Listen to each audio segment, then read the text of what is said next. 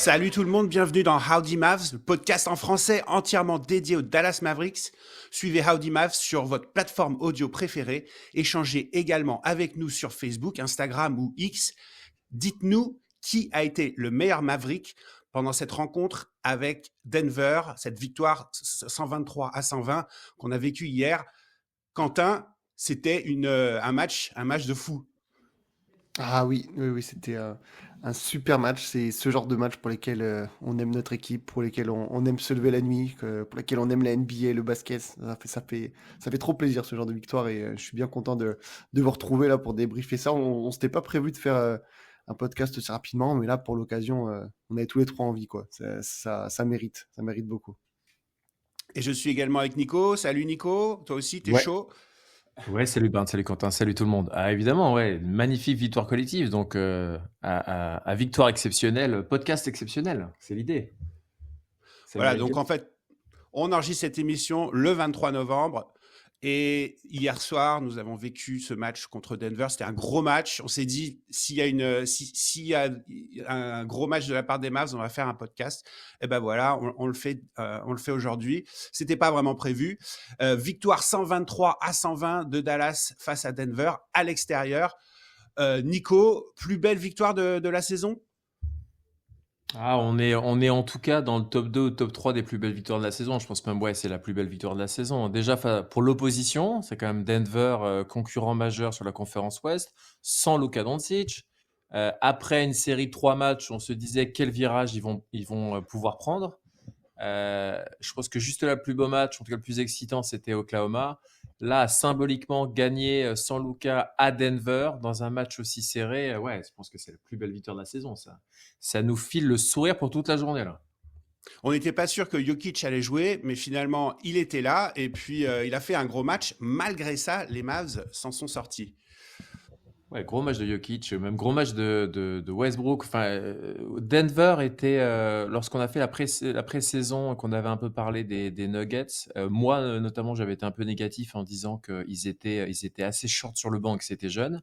Donc oui, c'est jeune, il y a quand même quelques jeunes pousses, mais les jeunes pousses, ça arrive plus vite à maturité qu'on ne pensait, hein. Donc on a eu pas mal de surprises et c'était une sacrée opposition. Donc à très belle opposition, victoire encore plus excitante. Mm. Ouais, tout à fait. Moi, perso, ça confirme, donc ça fait déjà deux oppositions qu'on a eu face à Denver. Ça confirme ce que je disais quand je disais que pour moi, Denver fait partie des trois équipes contre lesquelles je mets pas Dallas gagnant forcément dans une série de 7, donc avec OKC et Boston évidemment. Il y a toujours un cran en dessous de ces deux équipes que j'ai mentionnées, mais ça confirme quand même que Denver, c'est du solide, alors qu'ils ont leur meneur qui joue quand même à un niveau assez mauvais, ça reste une équipe très très très forte. Donc raison de plus pour lesquelles cette victoire est trop kiffante et que c'est aussi, je suis d'accord avec Nico, hein, la plus belle victoire de la saison pour l'instant. Et je rajoute Ouais, même que, alors je sais que beaucoup de gens s'en foutent, mais pas moi, j'assume, c'est aussi de la NBA Cup et du coup ça nous maintient en vie dans ce format. Il restera plus qu'à gagner contre Memphis et ça a rajouté un petit peu de mon côté le fait que j'étais super content de cette victoire, c'est que pourquoi pas, on pourrait aller un peu plus loin dans cette compétition malgré la luminosité des parquets qui des fois fait un peu mal aux yeux. Alors, ils ont démarré le match en feu, les Mavericks. À la mi-temps, il y avait plus 20 pour Dallas. Ils ont même mené de 24 points à un moment donné. Qu'est-ce qu'ils ont réussi dans cette première mi-temps, Quentin? Ils avaient le feu et Denver, ils ont pas vu le jour. Ouais, il y a eu la combinaison de deux choses, c'est que, côté Denver, il y avait rien, à part Nikola Jokic. Dans le troisième, s'ils vont à nouveau bien, c'est aussi parce que Michael Porter Jr. commence à rentrer dans son match, mais en première mi-temps, il y a vraiment que Jokic, qu'on a plutôt bien défendu, enfin limité, j'ai envie de dire, avec ce genre de joueur, c'est compliqué de dire défendre, en le trappant constamment, en allant faire de la défense à deux. Et puis, en attaque, ça a été très propre de notre côté. On a eu Quentin Grimes qui a fait un début de match très très bon. Au final, il a des bons pourcentages au tir. PJ Washington qui a assez rapidement rentré dans son match. Gafford aussi, qui nous a fait une belle perf. Et en fait, sur toute cette première mi-temps, à part Clay qui a pas mis un tir, sinon tout le monde en fait est assez rapidement rentré dans son match et ça a permis à l'équipe de prendre rapidement des points d'avance. Et on a vu que ben, cette avance, elle nous permet de gagner le match. Parce que si on n'avait pas eu ces 20 points d'avance à la mi-temps, très certainement qu'on on se serait fait déborder dans le troisième quart-temps. Donc heureusement qu'en fait, on n'a jamais lâché dans cette première mi-temps. Et encore une fois, on le répète, et c'est un plaisir de le répéter émission après émission, on joue dans nos forces, dans la peinture, en allant là où ça fait mal aux adversaires, en appuyant sur des points qui sont plutôt faciles à avoir. Et ça nous fait vraiment du bien. On continue de jouer là-dessus. Et moi, vraiment, je suis ravi. Et puis, pour tous ceux qui suivent Dallas depuis des années, on savait que la peinture, ça avait toujours été notre faiblesse, même de l'époque Nowitzki, etc. Alors que là, qu'on soit enfin bon dedans, et ben voilà, chaque match qui passe où on appuie sur ce point fort, moi, ça me donne un big smile, quoi. Je suis super content. Il y a un autre truc qui m'a marqué, c'est le pace. Bien sûr, il n'y a pas Luka, mais on a l'impression que Dallas est focalisé sur ce pace, essayer d'accélérer au plus. C'est comme ça qu'ils vont gagner des matchs? Oui, ils ont un effectif qui est quand même assez taillé dans certaines situations pour avoir un pace élevé, avec des joueurs comme Jaden Hardy, Quentin Grimes qui peuvent aller très vite pour remonter la balle. Évidemment, Washington, Gafford, c'est très très jeune. Donc ils jouent sur ils jouent sur leur force là-dessus. Et clairement, comme tu dis, quand t'as pas Luka, ça aide aussi à jouer avec un pace élevé.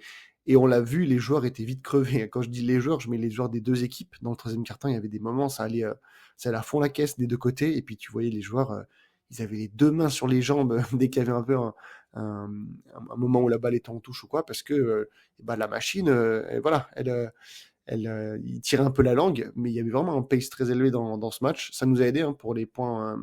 Pour les points en contre-attaque, il y a eu pas mal de styles qui ont été faits de la part de nos gars. C'est ce qui fait que tu as un pace élevé.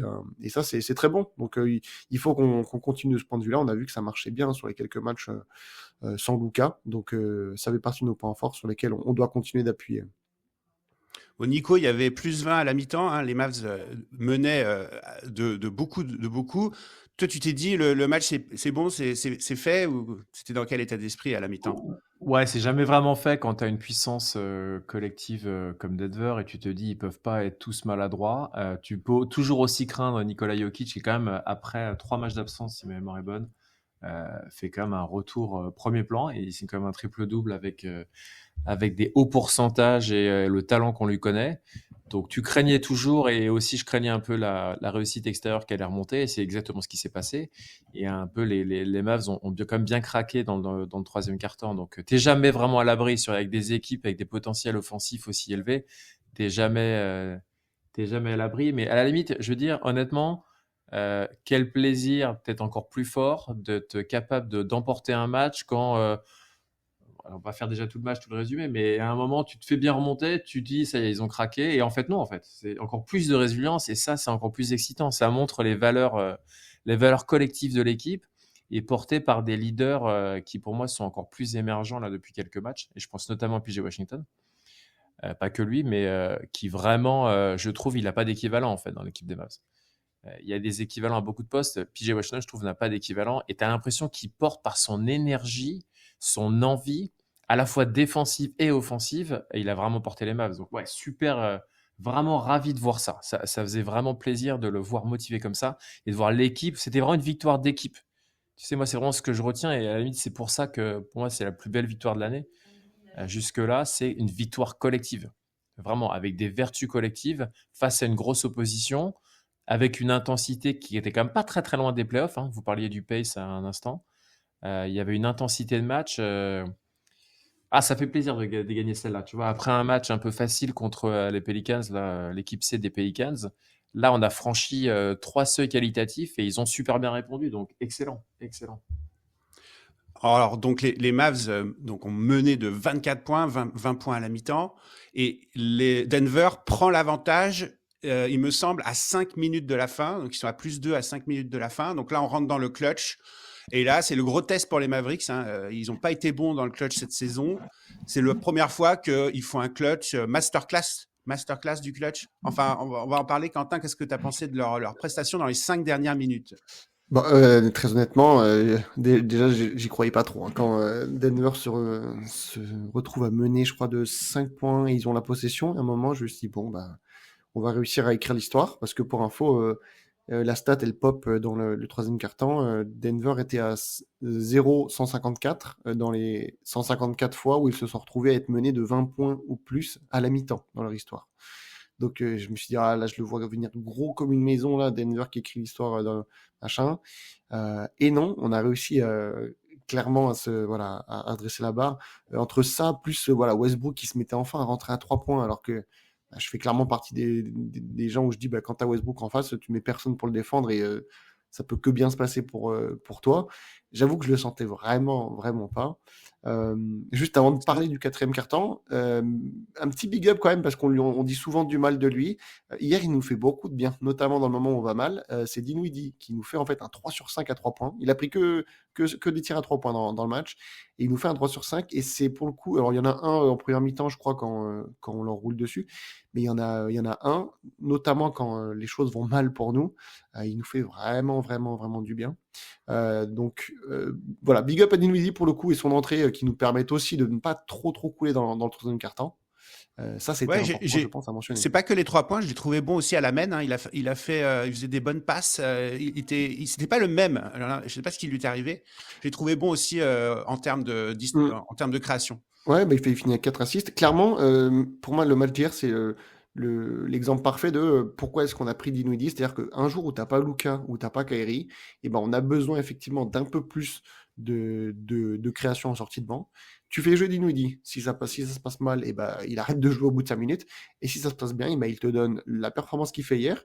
Et clairement, comme l'a dit Nico, c'est une victoire collective. C'est-à-dire que tu enlèves chacun des 7-8 individus les plus importants dans l'effectif, là, sur les 10 qui ont joué, je pense qu'on ne gagne pas le match. Et Dinwiddie fait partie de ces individus qui font que sans lui, on n'aurait pas gagné ce match.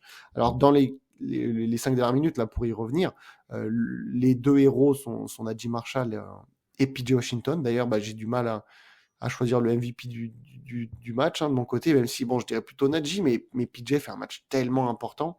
Enfin bref, c'est ces deux mecs-là qui sont nos franchise players hier, parce que, Clay 0, et Kyrie a quand même été un petit peu... il a fait hommage à Luka, on va dire, dans ses pourcentages, on l'a pas trop vu dans le clutch.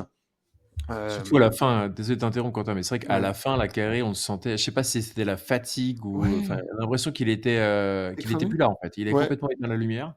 Et il faisait des erreurs, il était maladroit au shoot. Et là, je trouve qu'ils ont été intelligents justement d'arrêter d'insister sur Kyrie, d'apporter des alternatives. Où à la fin, tu as l'impression que PJ Washington, il a dit filez-moi la balle, je prends les rênes, je vais attaquer le cercle et je vais marquer. Et c'est ce qu'il a fait. Donc ça faisait avec Najee Marshall, donc ça faisait encore plus plaisir dans l'intelligence de jeu. Ouais. C'est marrant, Kid, il a dû écouter notre podcast de la dernière fois. Il a dû dire, OK, dans le clutch, il faut donner la balle à Kyrie. Et c'est ce qu'il a fait. Ça n'a pas marché. Et d'ailleurs, ils sont passés à -5. On était à -5 à 3 minutes de la fin. Et là, à partir de là, c'est plus Kyrie qui a pris les rênes. On a vu PJ Washington, on a vu Najee Marshall, vraiment, notamment là, PJ Washington, ce N1 qui prend d'ailleurs.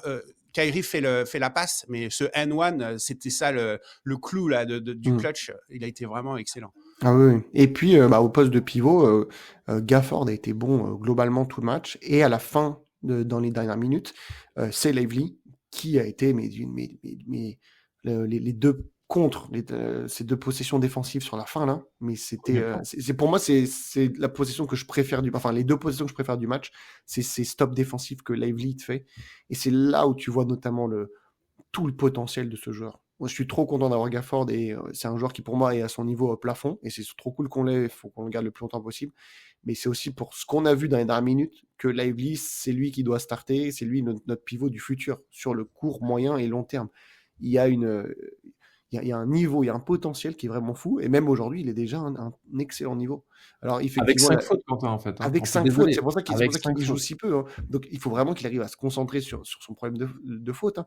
Mais il nous pond donc 2 contres seulement dans le match, mais c'est des 2 contres importantissimes qui nous permettent d'avoir la victoire. Et quand il aura un petit peu taffé sur son problème de faute, mais ça va être un plaisir d'avoir ce Lively sur des minutes un peu plus conséquentes, parce qu'au final il joue que 20 minutes hier, et voilà, faut aussi mettre la lumière sur Gafford qui a fait sur tout le reste du match plutôt une belle perf. Hein.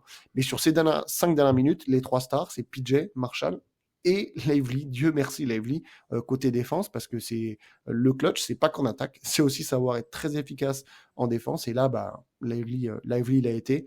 Donc voilà, big up à ces 3 joueurs. PJ Washington nous fait encore une moisson au rebond. Il en prend 13, dont 3 offensifs. C'est beaucoup, hein. C'est vraiment très très bien. Donc un double-double solide de sa part. Et puis le record en carrière pour Najee Marshall. Voilà, le Big Free qui fait aussi que je pense qu'on a autant adoré cette victoire. C'est parce que c'est pas Luka ou Kyrie comme d'hab qui vient sauver la maison. C'est des joueurs un petit peu. Ils sortent pas de nulle part, mais voilà, on est trop content de les voir être les stars de cette victoire. Ouais, et PJ Washington, je pense qu'il y a la feuille de stats au global, mais le moment en fait où vraiment il réappuie sur l'accélérateur au moment où on en a vraiment besoin, à la fois défensivement et offensivement, voilà, c'est ça qui fait la différence. Ça se voit pas dans les stats, mais il est vraiment décisif Mm. tout à la fin. Donc ouais, quel bonheur, quel bonheur. En tout Et cas, vraiment intelligence de jeu de Lively, juste pour commenter ouais. ce que tu disais. Quelle intelligence de jeu de se retrouver dans les dernières minutes les plus clés avec 5 fautes, défendre ce Jokic qui est quand même un enfer à défendre. Et il le fait avec beaucoup d'intelligence et de justesse. Donc ouais, vraiment bravo. Ça n'est que sa deuxième année, une nouvelle fois, incroyable. Ça n'est que sa deuxième année. Il joue comme un vétéran hier soir. Mm. Ouais. Et Je voulais un autre juste. point là dans le clutch, juste, je suis désolé, Vas-y. c'est mentalement les Mavs ils étaient bons, il y avait la pression et les lancers francs. Je pense il faut le noter. Il y a eu 8 lancers francs avec de la pression à la fin, 4 de PJ, 2 de Grimes et 2 de Kyrie. Ils les ont mis tous. Tu vois, dans ces moments-là, il faut les mettre ces lancers francs. Et ils ont été bons. Franchement, en lancers francs, ils sont pas mal là cette année, Dallas. Ouais, la 21 sur 27 au lancer franc, clairement, Denver, ça n'a pas du tout été leur fort. Ils sont eux, à moins de 70% en équipe, à 19 sur 29. La victoire, elle se joue, elle peut aussi se jouer là-dessus, hein. Donc, comme tu dis, à l'extérieur, avec la pression, moi, il y a des moments où je me suis dit, oula, ça sent le 1 sur 2, voire le 0 sur 2 quand il y avait du Lively ou quoi. Et ça n'a pas été le cas, hein. Ils ont fait une très belle perf là-dessus. Donc, on a PJ à 6 sur 7. Très, très, très bien. Bon, Kyrie, c'est pas une surprise. 4 sur 4, ça va, on sait qu'on veut ça de lui. Et Lively, encore une fois, signe de maturité, 3 sur 4. C'est le genre de joueur qui pouvait, et c'est normal quand tu es jeune et que tu es un pivot aussi, te pondre un 1 sur 4, voire un 0 sur 4 lancé. Là, il a été solide, hein. Donc, même Gafford nous fait un 3 sur 4. Voilà, ça va pas arriver souvent que nos 2 pivots sont à 6 sur 8 au lancer. Donc, ça a été très, très bon. Je voulais juste rajouter un truc par rapport à PJ Washington. C'est pas forcément sur le clutch, enfin que sur le clutch, c'est qu'il fait de plus en plus de possessions où il reçoit la balle au poste, il travaille, il va au cercle et il arrive à monter au cercle et à mettre des points plutôt faciles. Ça, j'aime beaucoup. Et c'est la marque d'un joueur aussi qui progresse, qui gagne un step. Quand tu commences à avoir des go-to moves où tu dis, bah, donnez-moi la balle et je vais taffer seul, ça montre quand même que tu franchis un certain seuil dans ta carrière. Et PJ le fait de plus en plus. Alors hier, ça a été au début du match et aussi sur la fin. Ça devient un petit peu un peu un go-to move, hein, de sa part, là, quand il reçoit la balle de haut panier et qu'il arrive à taffer son défenseur. C'est très très bon, ça. Moi, j'aime vraiment beaucoup ça de sa part Ouais, en plus, de c'est vraiment PJ. excellent pour les Mavs. Ça apporte une alternative offensive. Je pense Mhm. qu'on a besoin d'avoir plusieurs armes offensives et avec chacun un peu avec ses différentes approches. Et tu as Mm. raison. Il a vraiment développé ça. Et parfait. Ça fait une autre menace supplémentaire dans l'attaque des Mavs. Donc, et encore plus en l'absence de Lucas. Plus on a de menaces et de joueurs qui sont en confiance. Moi, c'est ce que je retiens en fait de PJ Washington. J'ai vraiment là sur les derniers matchs ressenti un joueur qui est en pleine confiance, qui est un moteur collectif et qui est aussi en pleine confiance collective. Tu sens qu'il est bien dans l'effectif. Vraiment, tu sentais une équipe hier, tu vois. Vraiment, plus que jamais, tu as une équipe soudée. C'est ça qui fait plaisir. Clairement, victoire collective hier, encore une fois, 3 fois de suite, hein, 7 joueurs à plus de 10 points. Et en plus, Hardy, il était à 8, donc on n'était pas loin de 8 joueurs à plus de 10 points. Quentin, tu as regardé la stat, je crois, pour. C'était quand la dernière fois que les Mavs ont eu 7 joueurs à plus de 10 points? 3 matchs de suite. Ah oui, oui, c'était en 2016 ou quelque chose comme ça. Donc, 2016, c'était l'époque, voilà, où enfin, il y avait pas de superstar. Enfin, il y avait Nowitzki, quoi, mais on a eu un collectif qui tournait plutôt bien avec un peu les Devin Harris, les Barrea, etc. Donc, c'est pour ça qu'on avait cette stat-là. Mais voilà, c'est pas arrivé depuis 8 ans. Et c'est très, très bon signe. Et le pire, c'est que bah, quand je vois l'effectif, je me dis que ça va peut-être encore arriver demain à Miami, hein, qu'on ait 7 joueurs à plus de 10 points. On n'a aucun joueur qui est à plus de 36 minutes hors Kyrie, ce qui est normal que Kyrie ait beaucoup de minutes. C'est-à-dire que même tous les autres joueurs, ils sont assez ménagés. Alors on a PJ qui est à 36, mais sinon tous les autres sont même en dessous de 30. Donc on a des joueurs qui ont du jus, qui ont de l'énergie pour se donner à fond. Et là, pour le coup, faut aussi saluer le coaching staff qui fait du bon taf dans sa rotation. Hein. C'est ce qui fait que on arrive à gagner malgré un Clay catastrophique, malgré un Maxi qui sur 10 minutes n'a pas apporté grand-chose. Donc ça, c'est très bon. Voilà, faut que ça continue. Et pourquoi pas un 4e match de suite avec 7 joueurs à plus de 10 points. En tout cas, il faudra parce qu'on est en back-to-back, hein, Miami-Atlanta. Donc si on veut essayer de gagner les deux, ce qui serait quand même assez fou, il faudra ménager les joueurs lors de dimanche, si possible, parce qu'on sait que c'est jamais facile face à Miami. En plus, on me souffle dans l'oreillette que les joueurs de Miami et d'Atlanta ont entendu tes commentaires sur la Ligue 2, Quentin. Donc, ils ont une bonne intention de se venger et de gagner les oppositions contre les Mavs. Donc, effectivement, ça serait beau de continuer cette belle série de victoires face à deux équipes qui nous semblent quand même prenables. Hein. C'est quand même dur. Donc, back-to-back, c'est toujours difficile, mais une nouvelle fois en plus sans Luka. Mais la force collective peut t'amener très loin. Et moi, je suis ravi de voir aussi combien le coaching, je trouve intelligent quand même de Jason Kidd hier dans la rotation. J'aurais juste donné un poil plus de temps de jeu, moi, à Najee Marshall. Je trouve qu'il était quand même sur un nuage. Je l'aurais un peu plus vu, mais en tout cas, c'est cool de voir un banc aussi performant apporter autant et de voir l'intégration finalement. Je pense à Najee, vraiment intégration express au final. Hein, tu vois, après 2-3 matchs un peu de tâtonnement, il semble, quand tu le vois là, tu as l'impression que ça fait déjà 2 ans qu'il est chez les Mavs. Hein. À la fois dans ce qu'il apporte sur le terrain, mais aussi collectivement. Tu as l'impression, ça y est là. Tu le vois pleinement intégré. Et un dernier mot pour continuer sur la partie collective. On a vu tonton Maurice là, je ne sais pas si vous avez vu ces images-là à la fin, qui se levait du banc, qui allait checker tout le monde. Enfin voilà, il prend le rôle de tonton là, d'emmener tout le monde dans la bonne direction. Tu le sentais le leader d'équipe vocal, et ça fait plaisir à voir ça. Je pense qu'il a un rôle quand même aussi dans la remontée, la reprise des Mavs dans la bonne direction. Non, bien sûr. Je voulais juste avoir un petit mot effectivement un peu plus poussé sur Najee Marshall. Quel match pour moi, c'est de ce que j'ai vu, c'est son meilleur match avec les Mavs. J'imagine meilleur match en carrière aussi parce que alors pour le coup, d'habitude c'est un peu un couteau suisse. Hier, ça a été que du scoring quasiment, mais quand même 11 sur 15 au tir et 3 sur 4 à 3 points. Alors et puis enfin il met des tirs, tu sais pas trop d'où ça vient là. Il tourne sur lui-même et puis il arrive à te mettre un flotteur, ça rentre. Enfin, je suis toujours aussi un petit peu circonspect sur les tirs qu'il prend, mais ça rentre et voilà. Du coup, c'est un vrai plaisir de l'avoir. Alors c'est vrai que on va commencer à avoir la réflexion, enfin du côté de Jason Kidd, quid un petit peu du partage des minutes entre Najee Marshall et Klay Thompson. Voilà, bon, en tout cas, vraiment bravo Najee, pardon. L'intégration se passe super bien, et qu'est-ce que c'est bon d'avoir un joueur comme ça à la sortie de banc. Hein. On voit là où on était il y a 10 jours quand Jason Kidd, il a eu des propos très cinglants envers le banc, l'énergie qui était apportée par le banc.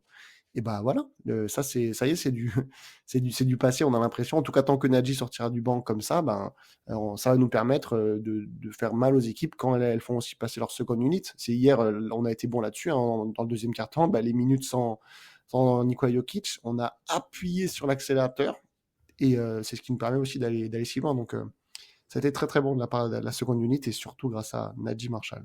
Vraiment, il met un shoot à un moment donné, et je sais plus, je crois que c'est dans la première mi-temps, où il est quasiment à l'horizontale. Il y a plus de temps sur le. Il faut qu'il sorte le tir, et là, franchement, c'était incroyable. Sur une jambe, là, ouais. Sur une jambe. Truc de fou, à tir à la Luka, quoi. Non, tu sentais que voilà, c'était son soir, là, quand il a rentré celui-là. Non, c'était totalement fou. Ouais. Juste dans cet élan d'enthousiasme et ce grand moment, on est tous très contents. Je pose juste une question qui, à mon avis, va devenir de plus en plus évidente.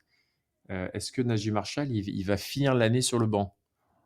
Les gars, je vous ai posé cette question en preview. C'était, je crois que c'était dans la preview. C'était une de mes questions choc. Je vous ai dit, est-ce que Najee Marshall sera titulaire en playoff?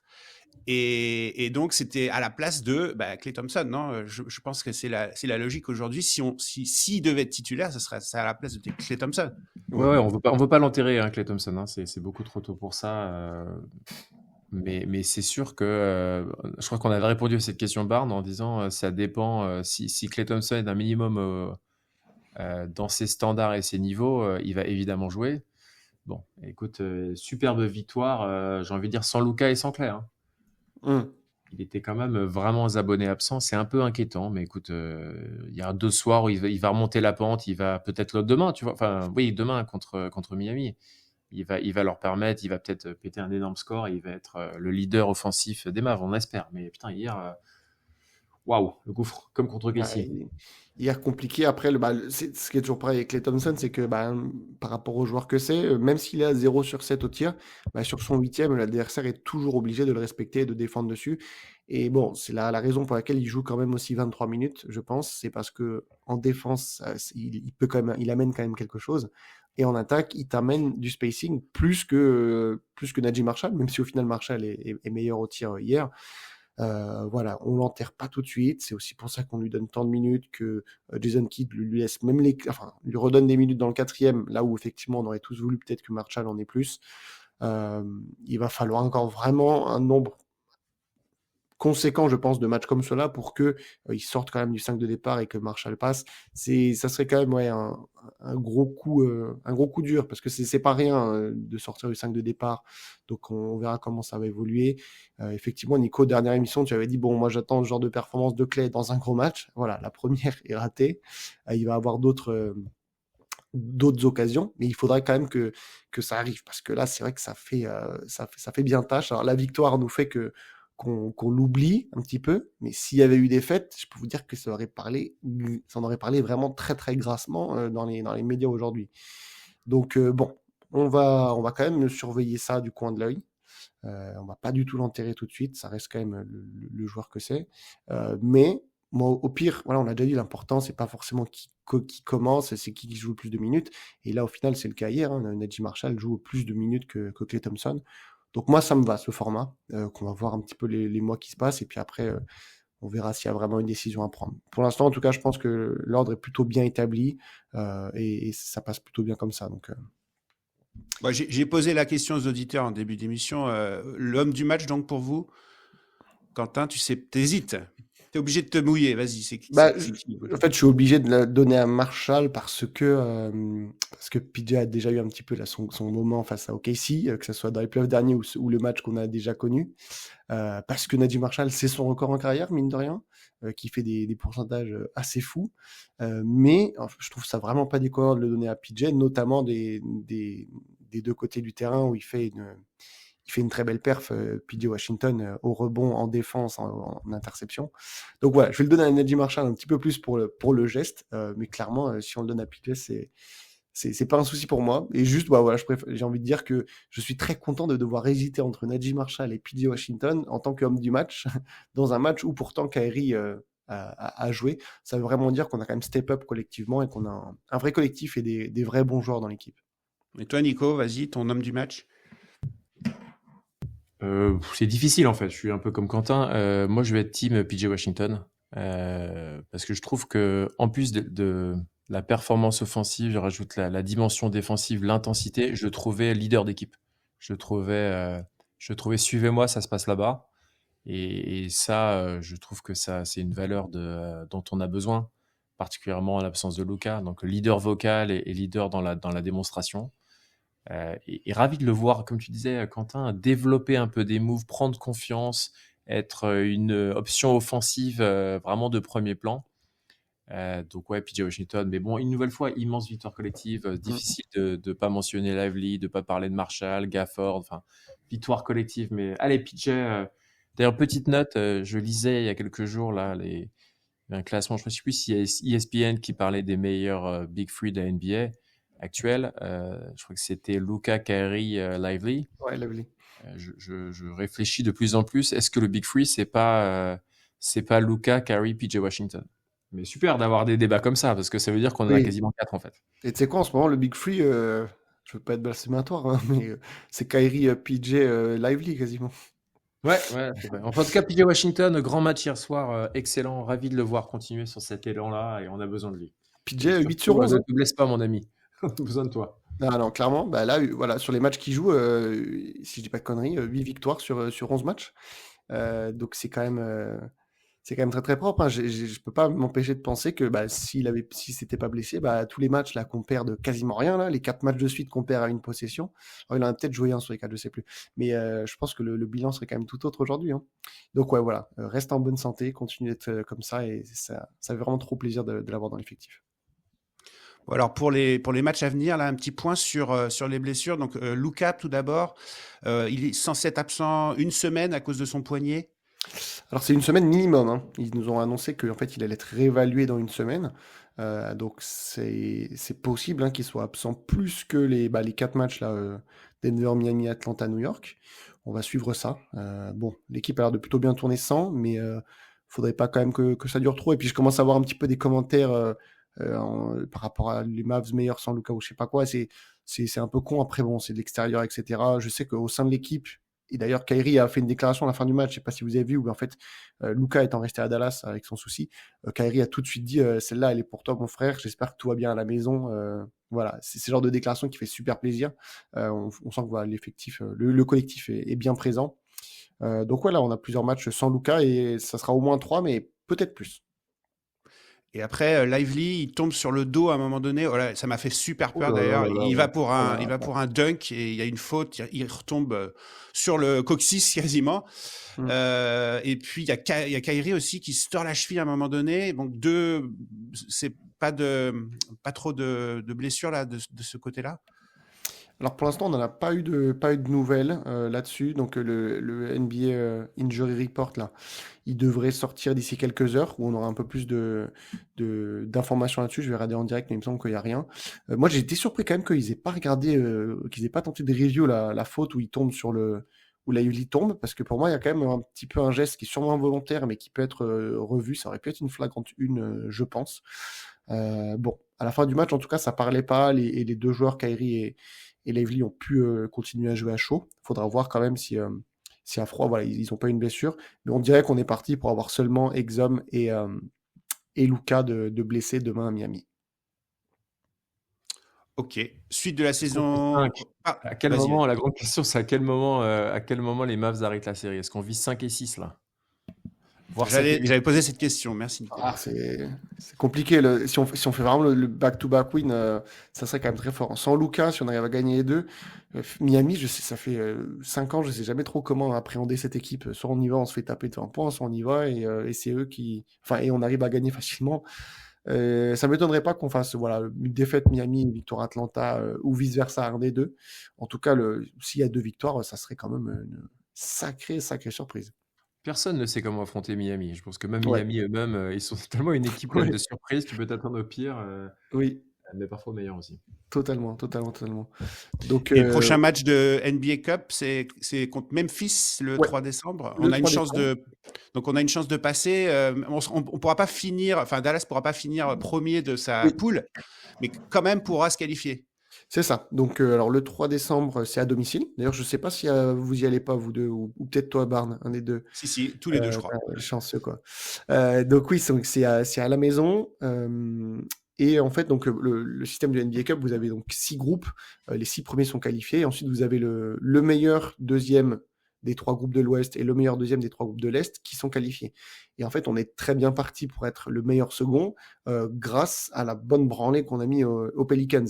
Donc on a mis un plus 40 ou je sais pas quoi, hier un plus 3, qui font qu'en fait là on est quand même très bien placé pour être second. Donc en fait, pour ne pas être qualifié, bah, évidemment, si on perd, on ne sera pas qualifié face aux Grises. Si on gagne, il faudrait qu'une autre équipe gagne genre de 50 points ou un truc comme ça pour qu'on ne soit pas meilleur deuxième. Donc voilà, une victoire face aux Grises, qui d'ailleurs, j'ai eu la stat de la part de mon collègue du compte Grizzly France, n'a jamais gagné un match de NBA Cup. Donc ça fait que 2 ans que ce nouveau format s'est lancé, mais ils n'ont toujours pas gagné un match. Donc ça serait con qu'ils ouvrent leur compteur face à nous. Voilà, en cas de victoire, on fera partie des 8 qualifiés. Et donc, il y aura donc des sortes on va appeler ça des quarts de finale. Et puis, si on gagne le quart de finale, et ben là, on ira à Vegas pour le fameux Final Four. Pour rappel, il n'y a que la finale, si on est qualifié, qui en fait est un match en plus dans le calendrier de saison régulière. Sinon, tous les matchs comptent pour la saison régulière et ça ne rajoute pas des matchs au total, pour tous ceux qui ne sont pas fans du format. Tu pouvais prendre les billets d'avion pour Vegas alors, pour regarder Ah ça, ouais. pour aller voir ça là-bas. Ah bah, Ce ça serait c'est. fantastique. Audimax en direct de Las Vegas. Très beau. Ça serait beau, ça serait très beau. Non, j'espère qu'ils vont faire quelque chose. Franchement, ce serait ouf si on a. Enfin, je pense que ça peut être sympa quand même à vivre ce truc-là avec une fois que tu es à Vegas, que du coup tu sors du côté domicile extérieur, que tu es dans un terrain neutre. Je pense que c'est quand même un aspect un petit peu différent. Et puis ne pas oublier, même si nous au final on va pas gagner le moins de centimes, mais il y a quand même, si je dis pas de conneries, 1 million par joueur hein, qui est en jeu. Et ça, je peux vous dire que les joueurs, c'est quand même très important pour eux. Hein. Luka ou Kairi, c'est pas forcément une somme mirobolante, mais pour les joueurs, à partir du 7-8e de rotation, c'est pas rien. Et on sait que voilà, les joueurs vont aussi beaucoup se donner là-dessus. Et d'ailleurs, ils n'ont pas hésité à le dire en public, hein, que ce soit l'an dernier ou cette année. Les joueurs, ça les intéresse aussi par rapport à ça. Donc je pense que ça pourra faire que du bien au collectif si on arrive à aller loin dans ce format. Ok les gars, on se retrouve donc pour Miami dimanche soir, Atlanta lundi, un petit back-to-back. Ouais, Et match puis à minuit pour Miami, excuse-moi Barne de te couper, le match est à minuit heure française, donc c'est plus facilement regardable pour nous autres en Europe, donc ça c'est cool. De minuit à 2h30, il y aura ce match peut-être piège face à Miami. Ok, nous, à Audimax, on se retrouvera la semaine prochaine, probablement en fin de semaine. On pourra débriefer donc ce back-to-back Miami-Atlanta et puis peut-être ce match contre les Knicks. Un gros match là à domicile. Ça, je sais que Nico, ça, tu l'as pointé dans ton calendrier. Ah ouais, carrément. J'adore. J'essaie de voir tous les ans les matchs d'ailleurs à Dallas contre les Knicks. Bon, là, par contre, il y a eu une inflation des prix, je vous raconte même pas. Hein. C'est absolument n'importe quoi. Hein. La moindre place, c'est à 200 balles. On se croit au Madison Square Garden là, au niveau des tarifs. Mais ouais, gros match, belle opposition. En plus, les Knicks sont en train de remonter sévèrement au classement. Jalen Brunson, retour à Dallas, c'est toujours quelque chose. Donc, ça va être un sacré match. Ouais. Vivement. Ok les gars, merci pour l'émission. C'était cool de faire un petit débrief à chaud là de ce match contre Denver. Et je vous donne rendez-vous la semaine prochaine. Vous les auditeurs, dites-nous quel a été votre homme du match. D'ailleurs, on n'a pas cité Jokic, ça pourrait être aussi l'homme du match. Il a fait des grosses stats. Enfin, donnez-nous votre avis sur les réseaux sociaux. Et d'ici la semaine prochaine, je vous souhaite une très bonne semaine et à bientôt. Ouais, et les auditeurs, dernier truc, si vous pouvez souhaiter un excellent anniversaire à Barnabé, dont c'est l'anniversaire aujourd'hui, n'hésitez pas à le faire. Ça lui fera très plaisir. Oui. Évidemment. Tout à fait, la C'est belle victoire, le magnifique cadeau d'anniversaire que tu as eu. On espère tous avoir des matchs comme ça. Franchement, pour son anniv, belle victoire. exactement. Pour mes 27 ans, c'était vraiment chouette. Voyons. Bon, merci tout le monde. À très vite. Allez, salut les Allez, amis. ciao. Bon week-end, salut.